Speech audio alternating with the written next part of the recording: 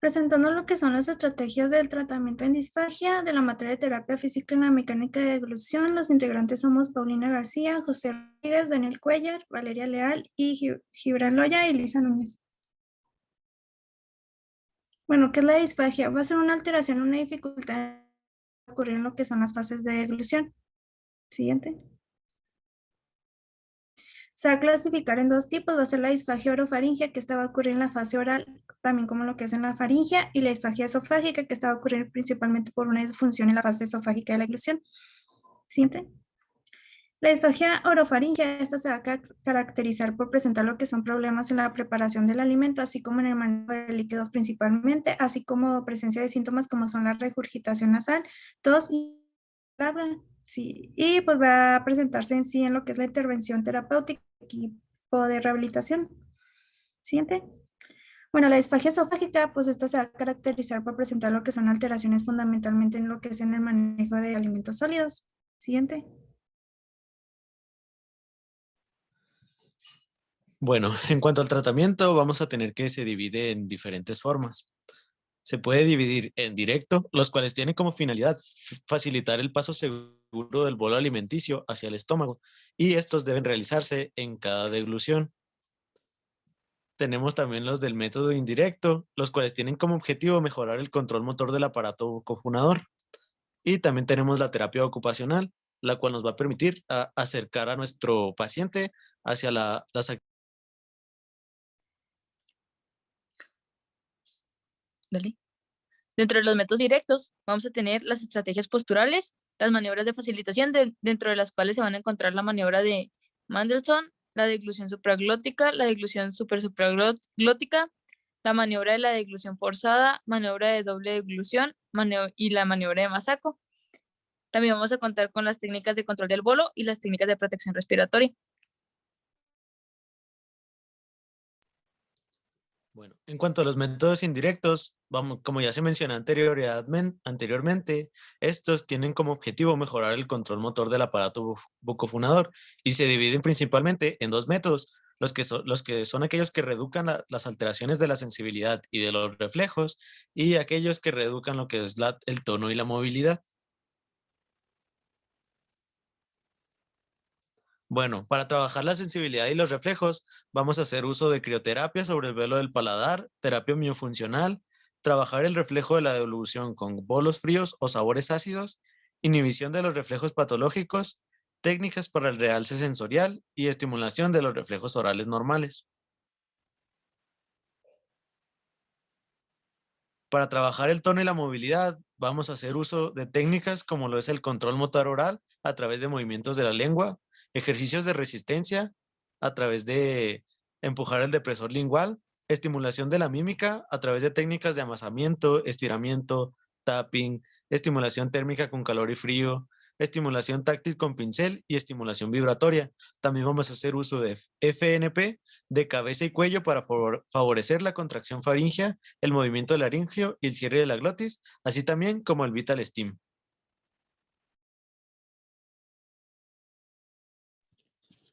En cuanto a la terapia ocupacional, vamos a hacer uso de técnicas como la alimentación terapéutica, las ayudas de técnicas para la alimentación y estrategias posturales que serán mencionadas.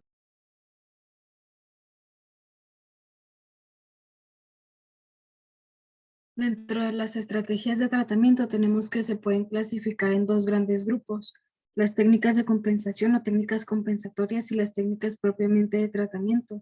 Estas últimas pues se van a dirigir hacia la alteración anatómica o fisiológica, mientras que las técnicas compensatorias van a permitir eliminar los síntomas del paciente sin cambiar necesariamente la fisiología de su deglución.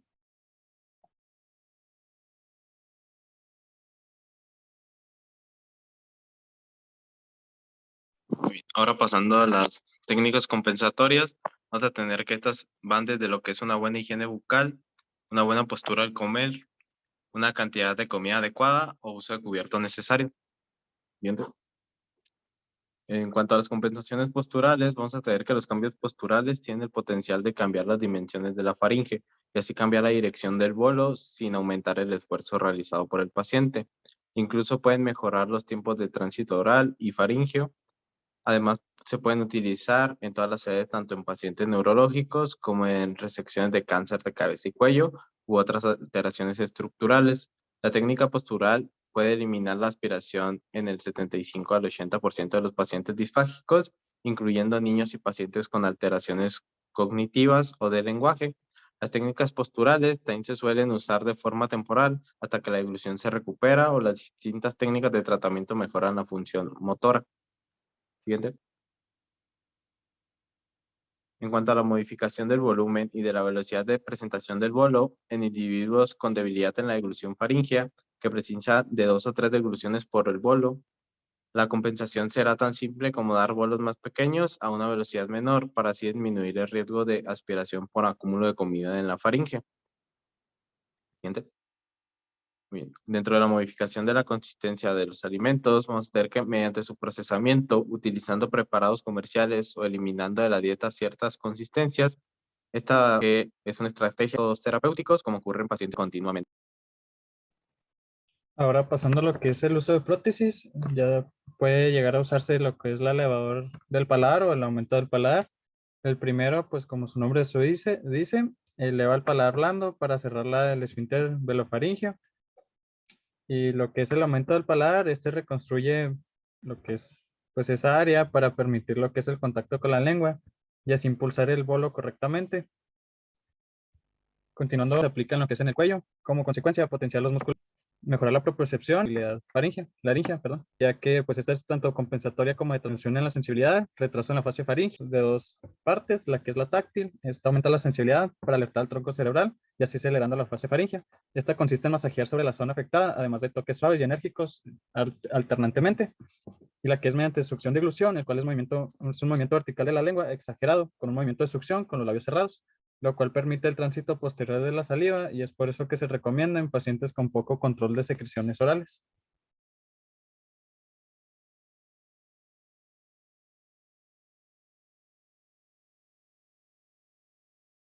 Los ejercicios de movilidad tenemos que se van a utilizar para mejorar movimiento de labios, mandíbula, lengua, laringe y cuerdas vocales. En el caso de los ejercicios principalmente de movilidad y estiramiento máximo, tenemos que implican mover las estructuras a tratar hasta intentar alcanzar un estiramiento propio y mantenerlo un segundo y descansar.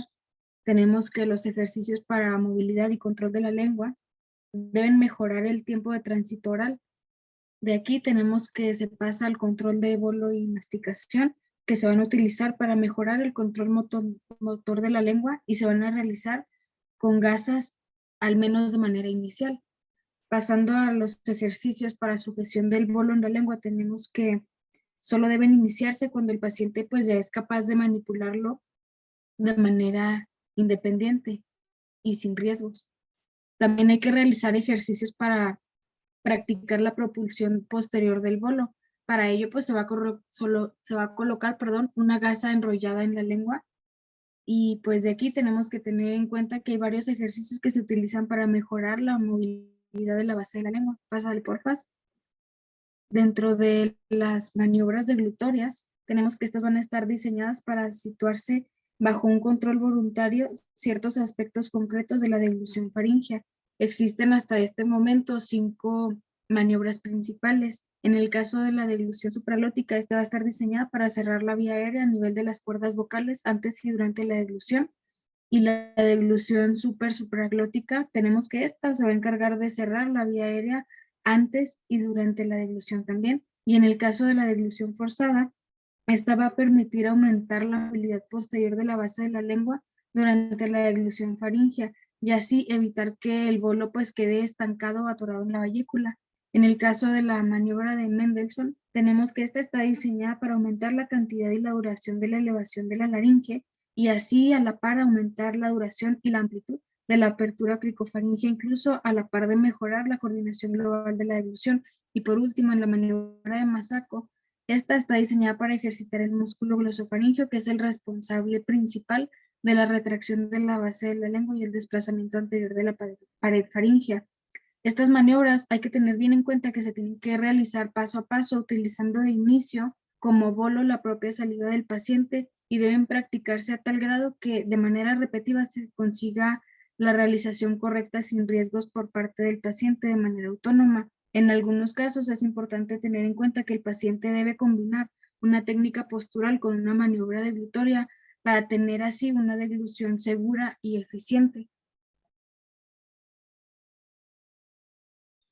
Bueno, pasando a lo que es la importancia del manejo terapéutico en la intervención física del lenguaje y ocupacional, este va a tener un conjunto de evaluación y tratamiento de problemas oromotores que van a ser abordados por un equipo multidisciplinar que va a ser fisioterapeuta, el terapeuta ocupacional y el logopeda. Van a tener como un objetivo trabajar lo que es de manera cercana y coordinada, haciendo así una comunicación entre ellos fundamental para un éxito en el manejo de la patología. Este va a ser el impacto en sí de la patología debido a las funciones de alimentación y el habla, una discapacidad de por vida porque disminuye lo que es la manera evidente la calidad de vida del paciente y de su familia y va a ser necesaria una evaluación continua y puesta en la marcha lo que son programas de atención multidisciplinarios revisados para así abordar un problema a medida que la patología evoluciona o cambia su estado de salud. Siguiente. Bueno, para concluir, pues la disfagia va a ser una dificultad deglutoria impidiendo así el paso del bolo alimenticio, que este puede alterar principalmente las fases de la deglución, así también afectando la coordinación, el sincronismo y la eficacia de esta. En sí, la intervención va a caracterizarse por estrategias terapéuticas, van a ser de ejercicios, técnicas y maniobras y el uso de electroestimulación para así mejorar lo que es la función y la potencia de la deglución y fortalecer y dar movilidad en lo que son estructuras en lo que es este proceso. Y en conjunto, pues estas estrategias van a ser llevadas a cabo por un equipo multidisciplinario que es físico, ocupacional y de lenguaje.